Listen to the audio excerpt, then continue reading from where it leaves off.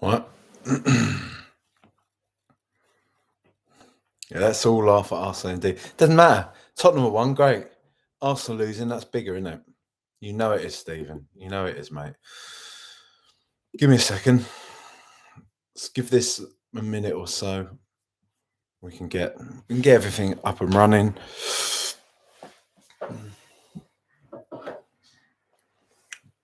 It's basking out. I don't really know what to say, to be honest, today. But I'm sure I'll think of something. Let's get going. Hello, everybody. Welcome back. Ipswich Town 1, Tottenham Hotspur 4. Shall be gladly referring to Tottenham as Tottenham Hotspur as the club. The club have made clear they want to be known as Spurs or Tottenham Hotspur. And I was saying, as much as that might be a cynical kind of branding-led decision from the club, I just like the sound of Tottenham Hotspur.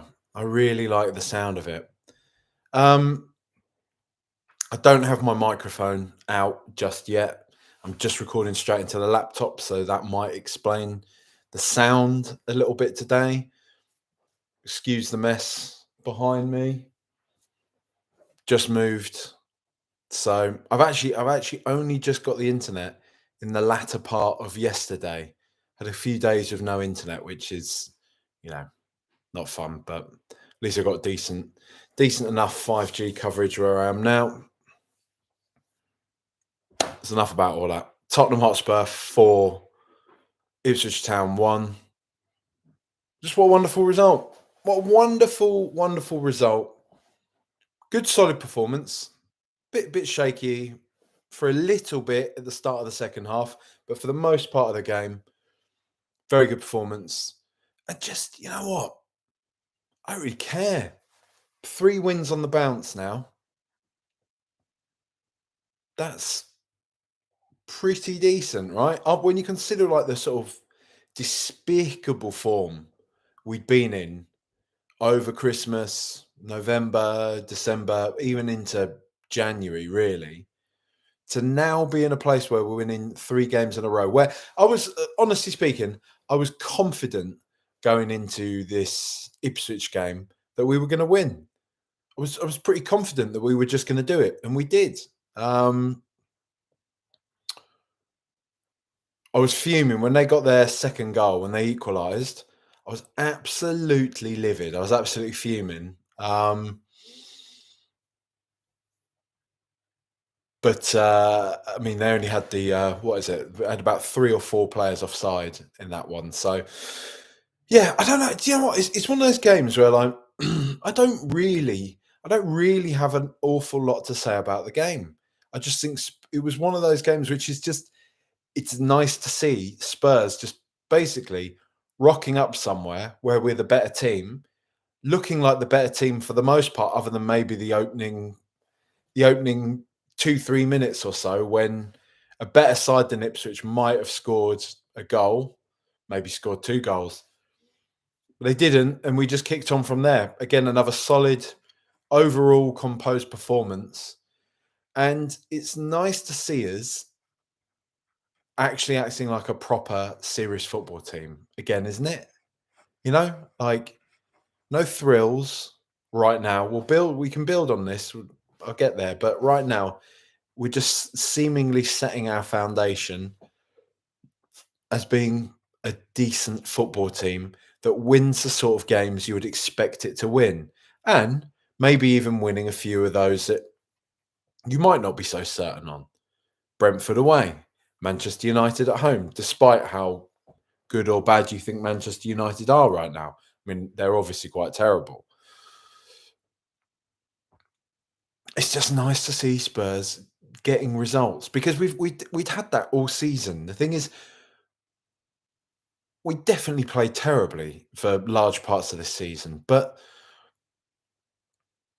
how many of those games, how many of the games that we lost throughout the sort of the dark days of this season anyway, how many of those games did we lose where you come out of it and think, We've lost that mainly because of a few sloppy moments or just our inability to be a bit more dogged, to play a bit more dirty, to get a bit more stuck in and just really push these results out. Just get the results that we should be getting. And now it kind of feels like we're turning that corner at least. Feels like suddenly maybe a lot of the players in, do you know what? I don't know. It's somewhere between the two because there's part of me, right? There's part of me that feels like this is just quite simply, as many people said, Tottenham have got a number of their players back from injury. The squad's looking a bit healthier again.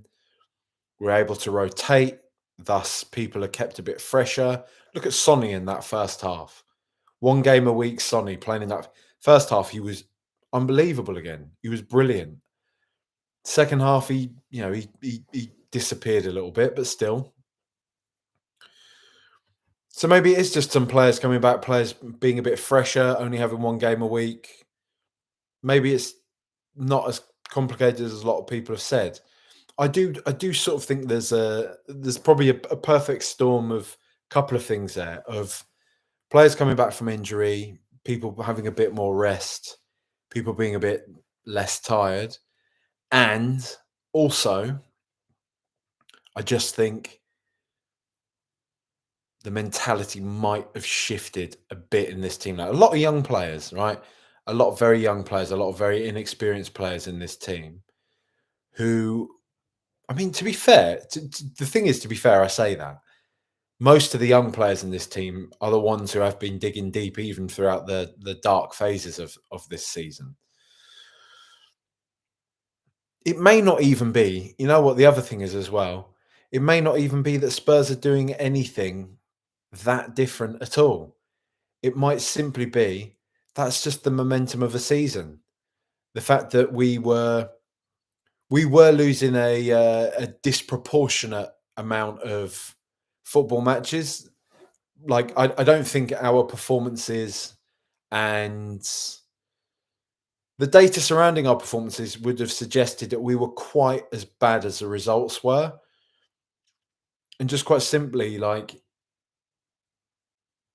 we just continue playing with the sort of quality that we have available to us, we are just going to start to look a bit better. As many of us did think, even when I was kind of moaning about us in the bad parts, I would always stop myself and I would tend to say, I think Spurs are actually going to be all right come the end of the year. We're going to gradually fight our way back and probably end the season quite well. I think, a 10th place finish or whatever that we end up getting this year, hopefully, isn't great at the start of the season. But if we go on and win a Europa League as well, which I think there's every reason for us to have a certain level of optimism about maybe doing that, then I mean, that's a magnificent season. If we come out of this with a Europa League, I don't care if we finish 14th, it's a historic season.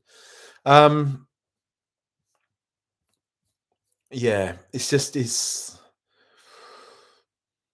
Djed Spence just really good. Sonny was looking really good. That Delap, who plays for Ipswich, I think he's City Academy boy. He's a lovely, lovely player. He's a lovely player. I just chuck money at Ipswich for him when they go down because I think he's just one of those players like you sort of say of Gray, like I said, of Delhi before, just these young players that look like they just belong, and they just know that they belong. They're just up for it. He wasn't scared for a second playing us today. Didn't care at all. I really liked him. But Ipswich, I mean, Ipswich are all right, but I'll tell you what I was triggered about today. The referee let them get away with a hell of a lot today, an absolute hell of a lot. I thought they were filthy today, Ipswich. Absolutely filthy. They should have 3, 4 different yellow cards and all that type of thing. Look, can I just have I spoken? Like, I've spoken about Spurs enough today. Spurs won 4-1, fantastic. Can we now get on to the main event, which is Arsenal losing, please? Because I would say, right. were I Arsenal Football Club, and I'm just throwing that. I know if there are any Arsenal fans watching, as you know, sometimes there are. I know you might instantly want to say, what does a Spurs fan know about winning the Premier League? And yes, I think that's a fair point. That is a fair point. I'll hold my hands up to that. But I would just say, just as a football fan, right, as somebody that I'm not the smartest person going, but I like to think I've got an average, maybe slightly above average intellect. I read a lot, I like football. I watch a lot of football and watched a lot of football for many years. I just like I'll get to the point. Were I Arsenal Football Club, and I had aspirations of winning the Premier League. We've heard for the past few years the only thing that stopped Arsenal from winning the Premier League is the existence of Manchester City. Well, as we all know, Manchester City are not having a particularly good season this season. And so naturally, you would assume that therefore Arsenal would go and win the league now. But I see that today. If records, I'm correct in saying Arsenal lost at home today. They lost at the Emirates at the carpet. The Arsenal lost at the carpet. They sung their little North London Forever song, all that. They held up all their Where's Wally scarves. They did all that. They had the weight of the commentariat of the majority, I would say, of the Gen X dash older millennial football press and television who have grown up in an era of Arsenal and support them on their side. We've got the years of class, the marble halls, all that type of stuff, right? All that weight of glory behind them, and yet they've lost at home to West Ham, and it just makes one wonder as a football fan, and it makes one kind of put forward the notion that if Arsenal wanted to win the Premier League, they should probably be beating West Ham at home. I just throwing it out there. We're just playing with ideas here. That's all. It's just the thing. But Tottenham win 4-1. Arsenal lose.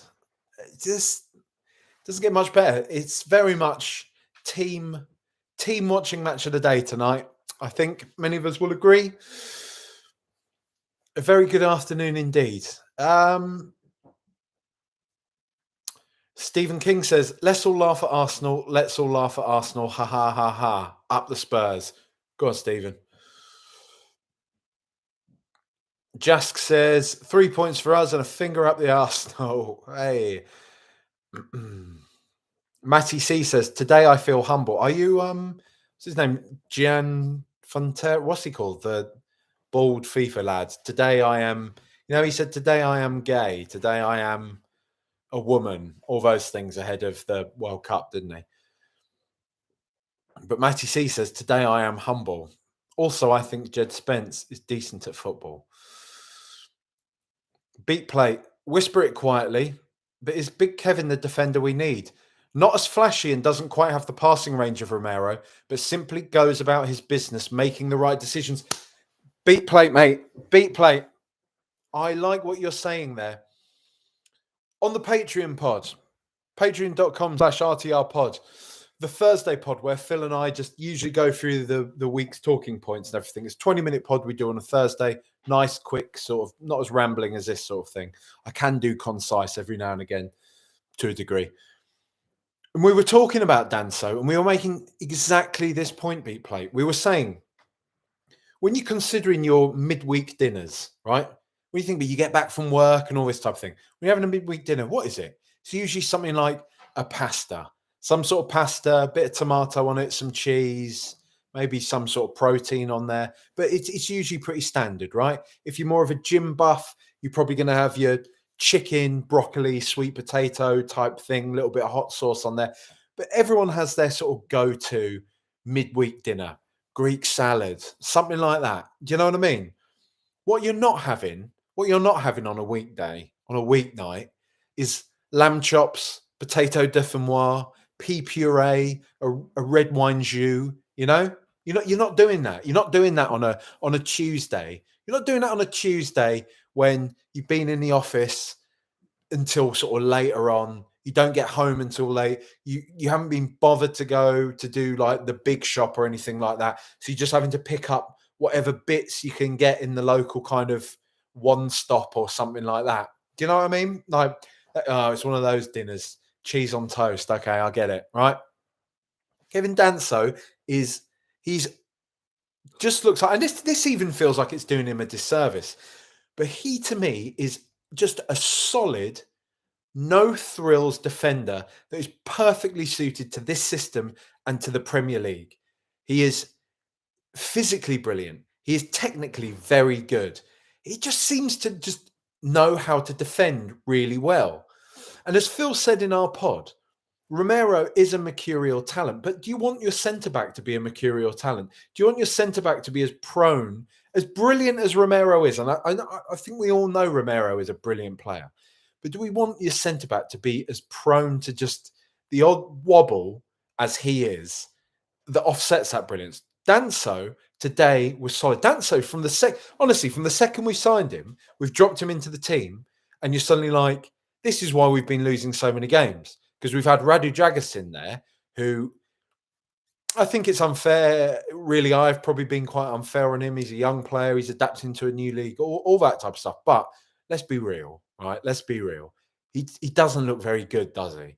Whereas Danso just looks properly solid. He looks like he's doing exactly the job we need him to do. And he's doing it really well. It also makes me look.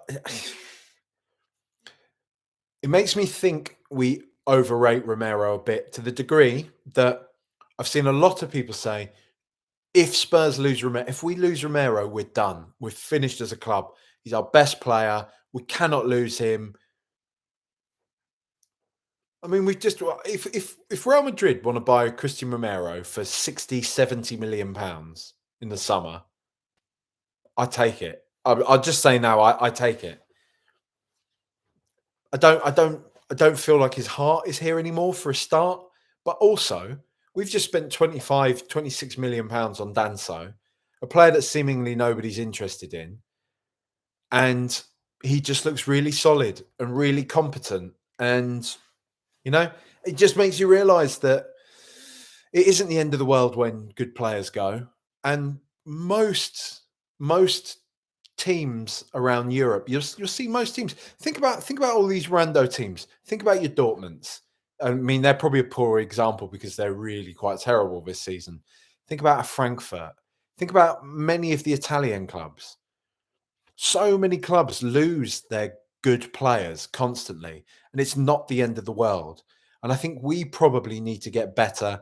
We buy poorly, we buy late, we don't buy the right type of players. But if we are getting to a better position where we are identifying the types of players we need, how to spend our money appropriately, as I think for the most part, many of our new signings, I would say, in fairness to Levy and Langer and whoever else, the majority of the signings we've made in the past few years, now, past couple of years, let's say, have all actually looked really purposeful and been, for the most part, good.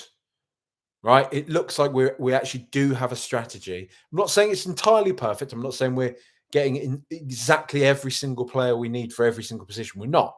And I get in the manner in which we do our business, the lateness of it. There's still plenty to complain about. I'm not giving them a complete pass of that. All I'm simply saying is we'd gone from years of buying blokes. Oh, he's available. Let's just get him in and chuck him into the side and see what happens. Whereas now it seems like we're buying players with purpose. And Danso, to me, is a perfect example of that. Danso looks great. Danso looks really, really good. The thought of Danso playing alongside Mickey van der Ven, for example, wouldn't have me sat there thinking, when's Romero back? Why isn't he back? Hope he doesn't get injured again. Like like we had when Reddy Dragosin was in defence. Danso, oh, shut up! My cat will not shut up. If you can hear it, I apologise, but she won't. I should be nicer to her. She's adapting to a new house. You know, cats are very precious. With that sort of thing, I'm acting like I'm not. Danso though, really good, really good. Really like him. Robin Sherwood as well. Danso man of the match for me. Um,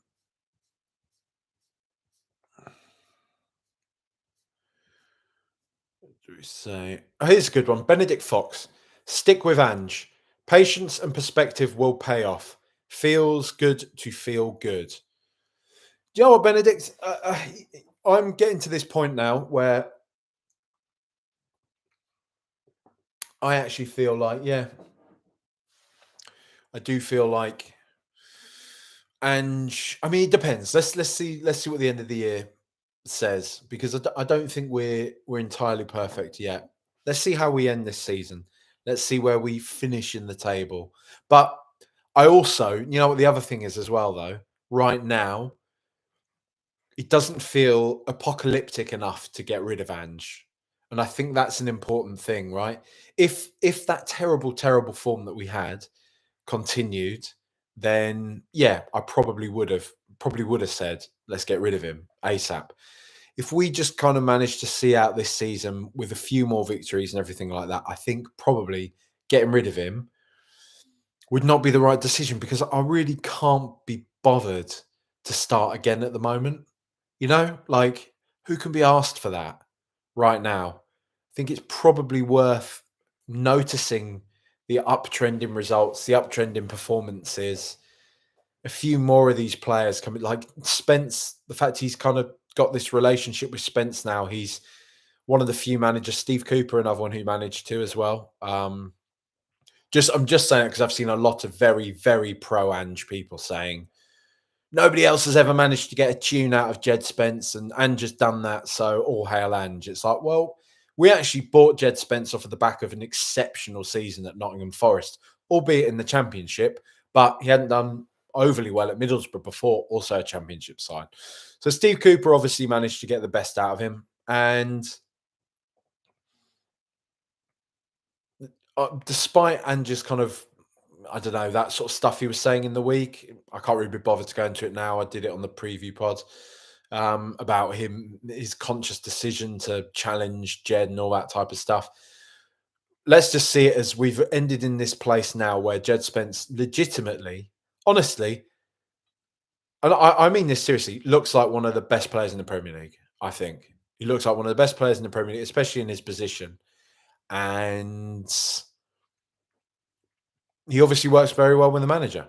He's obviously responded to whatever it is that Ange said to him to a certain degree, and decided to kick on. And Decky likes him. I think quite a few of these young players really like him. So yeah, I agree with you, Benedict. Like, I wouldn't want to get rid of him right now, or towards the end of the towards the end. Welcome in Pieces says the sound is pretty good, but maybe give the camera a wipe. It's a bit rude. Let's have a look. Does that help at all? Maybe. I don't think it's that. I think it's just because I've got such low light quality in here at the moment. Because I haven't got my actual. I've usually got a little ring light that I put at the top of my computer. Everything is packed away, right? So I don't have. Maybe if I turn the brightness. There you go. Turn the screen brightness up a bit. That should help. But yeah, look, you can see the image is all digitized, but this isn't. People who are listening to this don't really care, so fine. Hacker BL CPS says Wolves won against Bournemouth. Kind of wild result that. Yep. Paul King, one for the obligatory Djed Spence gush segment, but he might be more effective at left back than right back. Either way, a class act. Could be. Yep. Dan Kilpatrick was saying on the pod the other day that Ali Gold had suggested that maybe left back could be better for Djed Spence, given his ability to be able to invert and essentially play the modern progressive style of football that dictates that. Junkbot, I've been saying it all along. Son isn't finished. He's overplayed. He's getting a bit older, but manages minutes and he still has immense quality. Yep, I agree with you, mate. I think I've been pretty consistent on that. I think I pretty much every time we talk about Son say we need to sort of think less about moving on from Son and getting rid of him right now and just how we use him, how we respond to him aging, how we respond to his body changing. And that's kind of, I think, more becoming in line with the idea of Son being a super sub or somebody who plays the start of a game like he did today. And he did brilliantly from the start of the game today. Really good. David G says, Coy's second top scorers in the league, but in 12th place. That's bonkers. Yeah, it is. That's, yeah. I am surprised we've scored that many goals, you know. I am surprised.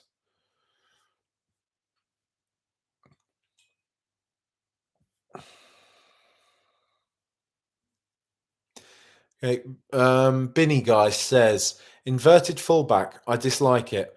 What's the point of loaning Tell from Germany? He's got no chance of shooting under these tactics. Yeah. Don't know. I thought Tell was okay. I thought Tell. Look, I don't think the thing is. I think many of us, myself included, we're all kind of rushing to have like big opinions on Tell from the very off, right? And I don't think we need to do that. I think just right now, let's just acknowledge the fact that Tell is 19 years of age, adapting to a new league, adapting to a new team, system, city, all of it, right? And I think he's doing all right. He's doing quite good. I actually thought I thought Dane Scarlett was really, really good when he came on as well. I thought Dane Scarlett was class. I really like him. I really like him as a young player, and I'm hoping that bringing Tell in won't jade him too much. That it might give him the boost to continue fighting, to make an impression and get a place in the team. Right. Daniel Firmage says Djed Spence needs a proper chant at this point. Great game from him and Bergval in particular today. Yeah, we'll get a let's get a Djed Spence chant. Get what they call Tottenham song sheet or something. Get one of those on the go. Matt Gert, amazing what happens with a healthy team. Djed is undroppable. Solid team win. Vicario is hard to argue with as a game changer for us. Yeah, yeah, fair.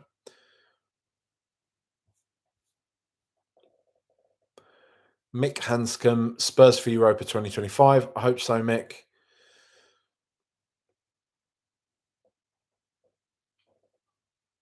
Don't know. Sun33 says of Tell, can see why Bayern wanted to send him on loan. That's harsh, mate. It's harsh. Or unless you mean it just he's raw and he needs to well, actually, if you're saying they want to send him out on loan, you mean that they didn't want to sell him, so they were hoping that we could bring him up to speed and then they could have him back. Maybe, I don't know.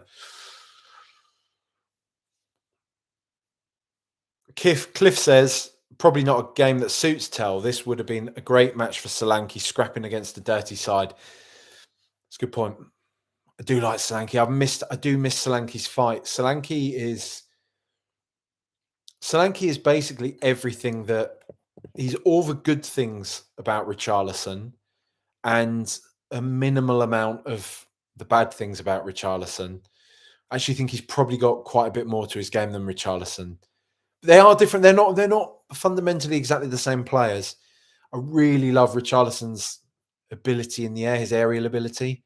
He's so combative and don't know. We got quite a few. When you think about it now, Richarlison, Solanke, Tell, Scarlett, even kind of pushing up from the outside. We've got a decent few options now. I probably expect, don't we? I think we all expect probably Richarlison to go in the summer. Like you wouldn't be that much of a surprise were he to go, but I just like it's nice having options. It's nice having options at Spurs. It's nice having plenty of players that can because all of those players, especially like Solanke, Tell, and Richarlison, they're all quite versatile. And you would sort of back all of them to be able to play across the front three. Yeah, it would have varying degrees of success, but you would still back all of them to be able to do a job in all positions across the front three. And that's, I dare say, why we've signed them. I mean, don't get me wrong, 100% I want Solanke really through the middle, up top through the middle, because I think that's where he's absolutely the best. But I'm just saying, I reckon he could maybe do a job, maybe a bit less than the other two. But yeah, a good game, good performance from Spurs. I guess, yeah, I'll do the players. I'll do the players. Um, but it just sort of feels like it sort of feels like there's not an awful lot to say, if you know what I mean. Oh, look at that green on my face. That's from this little lineup thing. It's like Northern Lights in here. Right, the players. So Giuliano Vicario. I thought he was good. I thought it was a good performance. I think the thing we all like about Vicario is his shot stopping is really good. There was a really interesting discussion on the extra inch this week. I thought Bardi was getting some pelters for. I think he made a call a few weeks ago that we should look to sell Vicario in summer. And somebody had sent in like a quite a sort of pissy email about it, saying Bardi was clueless and it was such a stupid thing to say.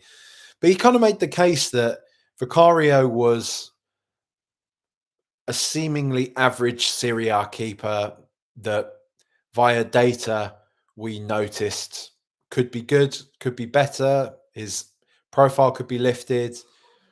We bought for not much. We bought for, peanuts really in the grand scheme of things, 14, 15 million pounds. And I think he said there's a lot of the strong rumours that Inter Milan want to buy Vicario for 50 odd million. And that sort of feels like a smart-ish move, doesn't it? Kinski does seem like a very good player, but Vicario right now, I just think his reflexes, his shot stopping is just on a level above Kinski. Where if gun to my head, if I was asked, do you want 50 million in summer and Vicario to go, or do you want to hold on to Vicario for now?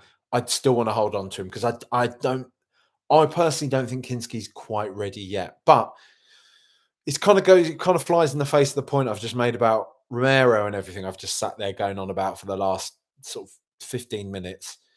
So maybe, maybe it would be the smart move if we did get offered good money for Vicario. I got what Bardi's point was though. I did think it was quite interesting. And I think maybe, like I was saying, like when you think about some of these kind of teams that probably exist in a similar rung to Spurs, Frankfurt or whoever, flipping players, like identifying talent and flipping them is probably the name of the game, and not the worst thing for us to do. Djed Spence, I mean, look, I've spent about half an hour talking about him. An exceptional player.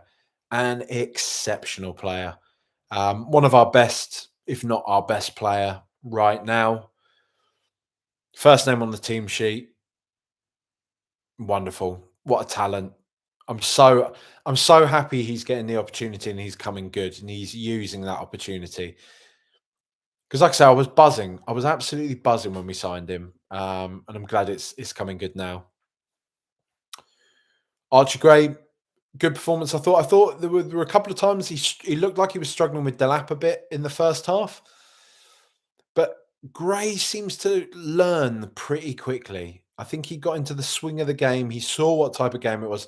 Very physical contest. Crowd were well up for it at first. And I mean, that shouldn't be a surprise. He's come from Leeds. He's come from the Championship. It's full of games like this, really. But is what it is. He's still a young player, isn't he? He's still learning, but he learns quickly, I think. And I think he ended the game really solidly. And some of the balls he plays down the channels from the centre back positions, he kept like feeding balls up to Kulusevski. I want to say he was maybe the last pass up to Kulusevski before Kulusevski scored. No, no, he wasn't. That was another opportunity that Kulusevski has that he didn't score from. But he's like threaded a beautiful ball up the pitch from deep for him. Um, yeah, we all know what Archie Gray is. He's a wonderful player, wonderful piece of business for Spurs. Big Kevin Danso, great, great. I thought today, really solid, did the job. Really impressed with him as a signing. Great piece of business. Destiny Doggy, nice. I thought, good to see him back in the fold. I thought he had, you know, I thought he had a good performance. To be honest, he obviously, was blowing a bit by the end, taking a bit of time to get up to speed again, but good to have him back. And hopefully, as we see his fitness improve, we'll start to see more of the Udogie that first kind of blew up when we first signed him, right? Kulusevski, funny again, isn't it? How much better players look after a bit of a rest, because he was looking much more like his old self today. He was in the mix. He was battling for every first, second ball. Um, he didn't stop running. He was up and down the pitch constantly, strong, tackling well, getting on the end of stuff. And what a wonderful goal. Wonderful goal, wonderful finish. Those lovely curling, looping shots that he hits. I mean, that wasn't so much a looping one because it was going along the ground, really, but it was a lovely goal nonetheless. Yeah, he's a fantastic player. Rodrigo Bentancur, I've got to say, I put out a tweet in the first half saying that he occupies just such an important piece of real estate in the team. And I don't think he can move well enough anymore to play that kind of number 6 role. Even a number 8 role, I wouldn't want him playing, to be honest with you. I just think physically he's just not quite there. The second half and the second half of the game, obviously, the end of the game when everyone else was probably getting a bit more tired, it was a bit less combative. Ipswich were probably a bit more head down. He was starting to look a lot better, but I still really stand by the sense that I'd probably want him. I look at Danso, right? You look at Danso. You look at the sort of business we've done there. If we and don't ask me because I'm not a scout and I don't have access to the sort of information that they do. But if you had, say, a data model mapped onto somebody like Rodri, right? Rodri, I think we can all agree, is probably the best number 6 in world football. You map a player like that and you buy a gem, I think the team would look completely different. I think the lack of physicality that Bentang, the lack of dynamism, the lack of physicality, the lack of just drive and impetus, and I just guess command that we have when Rodrigo Bentancur occupies that position, I think is a bottleneck for this team and is a bottleneck for our ambitions. I think if we get somebody much more suited to that number 6 role, somebody that is brilliant, I think we will see a whole new team unfold in front of us. And I think that's one of the big missing pieces in this side right now. And I don't think that's that wild a take. Lucas Bergval, really good. I thought for the most part, he's just bright, isn't he? He's dynamic. He's young. He's learning fast. Great. Long may it continue. Brennan Johnson, 2 goals today, 2 goals in the right place at the right time. Didn't do much else, I don't think. But that's kind of Brennan Johnson's thing, isn't it? I saw a tweet about him saying that Brennan Johnson is really he's undroppable. He is undroppable because he just provides so many goals for us. He's such an end product machine for Tottenham that you can't really argue with it. But I just never feel like he has a massive influence on any game that he ever plays in. is kind of wild. I think that the closest example I could make really is Nacer Chadley back in the day. Because Nacer Chadley would invariably score or get an assist, but kind of not do much else in games, not really control games. And I know you don't really control a game from the wide forward position, but you know, you get somebody like Mo Salah playing in a similar position. He's got such an influence. And yes, it's unfair to compare Brennan Johnson to one of the greatest players of all time in Mo Salah. I understand that. But you get my point, right? You get the point that players can be influential from that position. I don't think Brennan Johnson is, but he scored 2 goals today. I'm not going to be digging him out, even though I sort of just have been. Son Heung-min, wonderful first half, really good. Basically laid 2 goals out on a plate for the team. Could have been more. Was bright, was dangerous, was looking much more like his old self, or his young self, we should say, really. It's just about managing those minutes, isn't it? It's just all about managing those minutes and making sure that he's just got that. He's got that time to rest his legs and see that we continue to see the best of him for a few more years yet, right? Mathis Tell, I thought was good overall. I thought it was a good performance today. I like him. Overall, I like him. I'm happy with him. I'm sure he'll be pleased to know. In terms of like significant subs, James Maddison came on, looked very good. Kind of weird that he didn't start the game. He was getting lots of pelters from the Ipswich crowd, as you'd expect as an old Norwich boy. But was good. Had an impact when he came on. More of that, please, lads. That's what we want to see. Dane Scarlett as well, I thought was decent in his cameo. I think he had some part in the 3rd or 4th goal. I can't overly remember. But I thought he played pretty well. I like to see him getting, more minutes. That's good. Odobert Basuma Porro. Yeah, I don't. Not a lot to say about any of them, right? Not a lot to say. I think that's it for today. I think that's it. It's getting very dark here. I don't have my microphone. I've still got loads of unpacking and stuff to do, so I'm going to leave it there. You can now listen to Rule the Roost, all of these pods ad-free on Patreon, patreon.com/RTRpod. It's a lower tier. So if you don't want to support the show at the higher tier, please consider supporting the show at the lower tier, patreon.com/RTRpod. Would be massively appreciated.